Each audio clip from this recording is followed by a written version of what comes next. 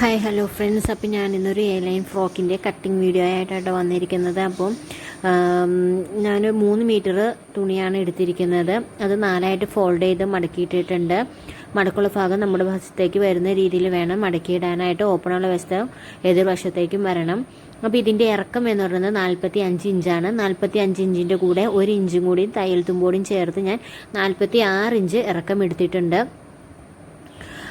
ഇനി നമുക്ക് കഴുത്തും ഷോൾഡറും ഒക്കെ അടയാളപ്പെടുത്തി കൊടുക്കാം. കഴുത്ത് 2.5 ഇഞ്ചാണ് അകലം അടയാളപ്പെടുത്തിയിരിക്കുന്നത്.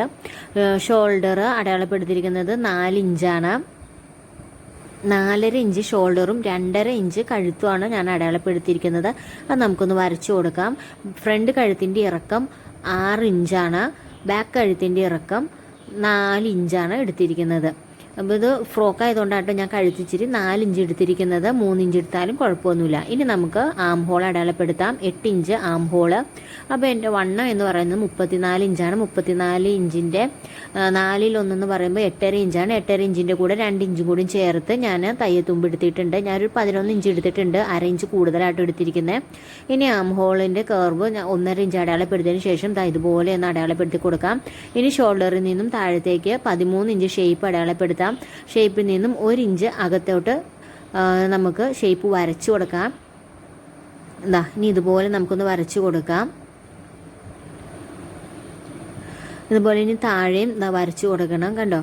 അപ്പോൾ താഴെ നമ്മൾ 45 ഇഞ്ച് അടയാളപ്പെടുത്തിയ അവിടെ നിന്നും മുകളിലേക്ക് 1 ഇഞ്ച് അടയാളപ്പെടുത്തി ഒന്ന് കർവ് ചെയ്ത് വരച്ചു കൊടുത്തിട്ടുണ്ട് കേട്ടോ. അത് അടയാളപ്പെടുത്തൊന്നും വേണ്ട, നമ്മൾ വരയ്ക്കും ജസ്റ്റ് ഒന്ന് കർവ് ചെയ്ത് കൊടുത്താൽ മതി.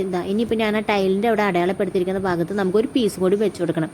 എങ്കിലാണ് നമ്മുടെ ഈ ഫ്രോക്കിന് ഒരു അടി നമുക്ക് ശരിക്കും റൗണ്ടിൽ കിട്ടുള്ളൂ. അപ്പോൾ ഇനി ആ പീസ് എവിടെ നിന്നാണ് കിട്ടുന്നതെന്നുള്ളതൊക്കെ നമുക്ക് നോക്കാം. ഇനി അവിടെ പീസ് ഇല്ല എന്ന് വിചാരിച്ച് നമ്മൾ തുണി മാറ്റി മറിച്ച് ഒന്നും ഇടാൻ നിൽക്കണ്ട കേട്ടോ. അപ്പോൾ നമുക്ക് ആ പീസൊക്കെ ഇവിടെ നിന്ന് തന്നെ കിട്ടും. അപ്പോൾ ഈ കാണുന്ന പീസിൽ നിന്നും വെട്ടിയാണ് നമ്മൾ താഴത്തോട്ട് വെച്ച് കൊടുക്കുന്നത് കേട്ടോ. അപ്പോൾ ഇനി നമുക്ക് അതൊന്ന് കട്ട് ചെയ്തെടുക്കാം. മുമ്പായിട്ട് ഞാൻ കഴുത്ത് അടയാളപ്പെടുത്തിയിട്ടില്ലായിരുന്നു. കഴുത്തൊന്ന് അടയാളപ്പെടുത്തി വരച്ചു കൊടുത്തിട്ടുണ്ട്. അപ്പോൾ ഇനി നമുക്ക് കട്ടിങ് വീഡിയോയിലേക്ക് പോകാം. ഇനിയിപ്പോൾ നമ്മുടെ അടയാളപ്പെടുത്തി വെച്ചിരുന്നതെല്ലാം നമ്മളൊന്ന് കട്ട് ചെയ്തെടുക്കാൻ പോവുകയാണ്. ഞാൻ ബാക്ക് കഴുത്ത് മാത്രമാണ് വെട്ടുന്നുള്ളൂ, ഫ്രണ്ട് കഴുത്ത് വെട്ടിയിട്ടില്ല കേട്ടോ. ഇനി നമ്മൾ അടിഭാഗവും ഒന്ന് വെട്ടി കൊടുത്തിട്ടുണ്ട്. ഇനി നമുക്ക് സൈഡും വെട്ടി കൊടുക്കാം. സൈഡ് മാറ്റിയതിന് ശേഷമാണ് നമുക്ക് സൈഡിൽ വെക്കാനുള്ള പീസ് നമ്മൾ വെട്ടിയെടുക്കുന്നത്. ഇപ്പോൾ ഓർഗൻസ തുണിയാണ്, അപ്പോൾ അതുകൊണ്ട് തന്നെ സൂക്ഷിച്ച് വെട്ടിയില്ലെങ്കിൽ പീസ് തെന്നി നീങ്ങിപ്പോകാനുള്ള സാധ്യതയുണ്ട്. അപ്പോൾ നമുക്ക് പീസിൽ കയറ്റിറക്കം വരും.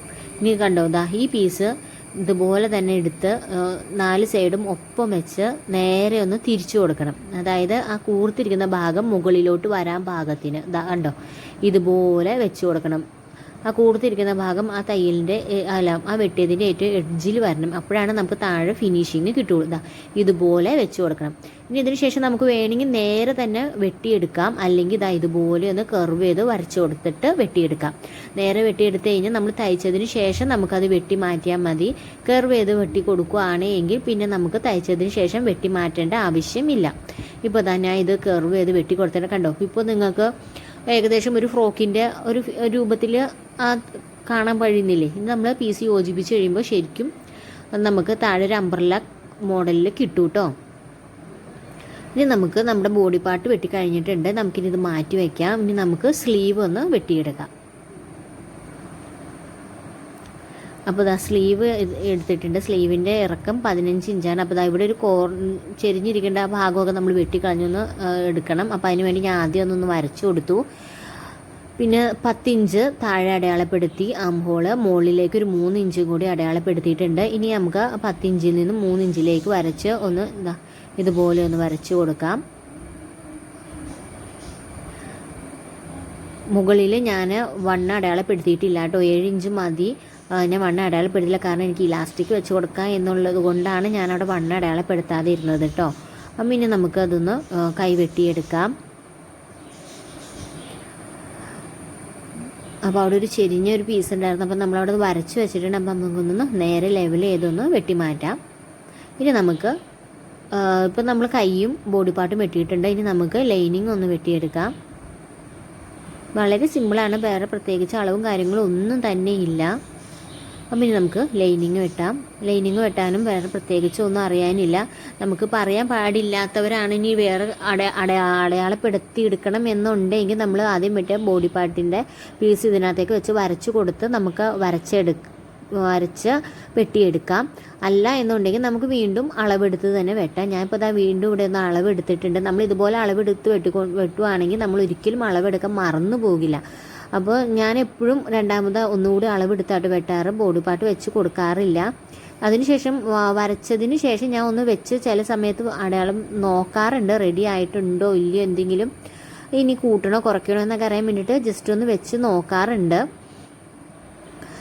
അപ്പോൾ നിങ്ങൾക്ക് എളുപ്പത്തിന് നിങ്ങൾ ആ വെട്ടിയ ബോഡി പാർട്ട് എടുത്ത് ഈ ലൈനിങ് പീസിൻ്റെ മുകളിലേക്ക് വെച്ച് വരച്ചു കൊടുത്തിട്ട് വെട്ടിയെടുത്താൽ മതി.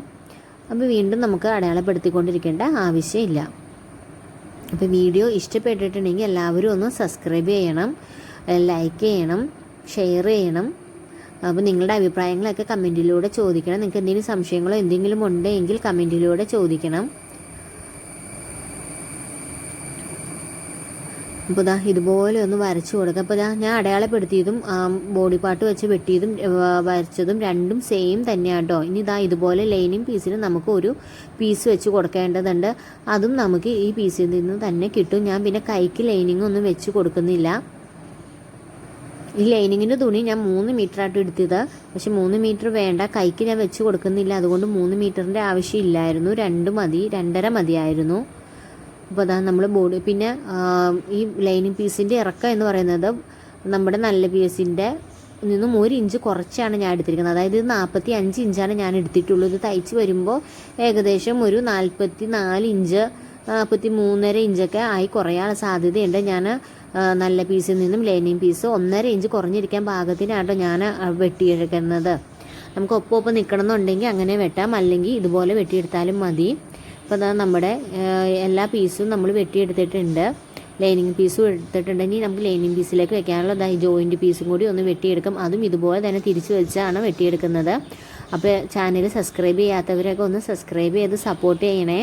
അപ്പോൾ കട്ടിങ് വീഡിയോ നമ്മളിവിടെ കഴിഞ്ഞിട്ടുണ്ട്. സ്റ്റിച്ചിങ് വീഡിയോയായിട്ട് ഞാൻ ഉടനെ തന്നെ വരുന്നതായിരിക്കും. അപ്പോൾ എല്ലാവരും കാത്തിരിക്കുക. അപ്പോൾ നിങ്ങൾക്ക് ഇഷ്ടപ്പെട്ടു മനസ്സിലായി എന്ന് വിചാരിക്കുന്നു. മനസ്സിലാകാത്തവർ ഡിസ്ലൈക്ക് ചെയ്യുക, മനസ്സിലായവർ ലൈക്ക് ചെയ്യുക. അപ്പോൾ ഇന്നത്തെ വീഡിയോ അത്രയേ ഉള്ളൂ. താങ്ക്